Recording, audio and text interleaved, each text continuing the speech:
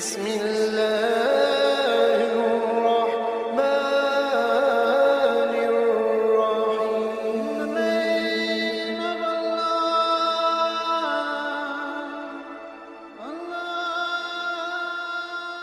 الرحيم. بسم اللہ الرحمن الرحیم. شروع اللہ کے نام سے جو بڑا مہربان اور نہایت رحم والا ہے. دوستو، آج کی ویڈیو میں ہم قوم عمالقہ کے حوالے سے بات کریں گے. اللہ تعالیٰ نے بنی اسرائیل کو فلسطین میں داخل ہونے کا حکم فرمایا.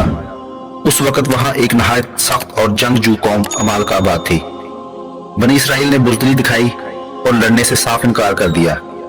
وہ حضرت موسیٰ علیہ السلام سے کہنے لگے کہ آپ علیہ السلام اور آپ علیہ السلام کا رب ان سے جا کر جنگ کریں، ہم تو ادھر ہی بیٹھے ہیں. انہوں نے مزید کہا کہ جب یہ قوم شہر چھوڑ دے گی تب ہم اس میں داخل ہو جائیں گے. حضرت موسیٰ علیہ السلام نے اپنی قوم کا یہ جواب سن کر اللہ کو پکارا، اے اللہ، میں صرف اپنے اور اپنے بھائی پر اختیار رکھتا ہوں، بس ہم میں اور نافرمان قوم میں جدائی ڈال دیں. اللہ تعالیٰ نے حضرت موسیٰ علیہ السلام کی دعا قبول فرمائی. بنی اسرائیل 40 سال تک صحرا میں بھٹکتے رہے. اسی دوران حضرت موسیٰ علیہ السلام اور حضرت ہارون علیہ السلام کا بھی انتقال ہو گیا. پھر 40 سال بعد بنی اسرائیل کی اگلی نسل جوان ہوئی اور ان کے درمیان اللہ تعالیٰ نے حضرت شمول علیہ السلام کو نبی بنا کر بھیجا. انہوں نے قوم کی درخواست پر حضرت طالوت کو بادشاہ مقرر فرمایا.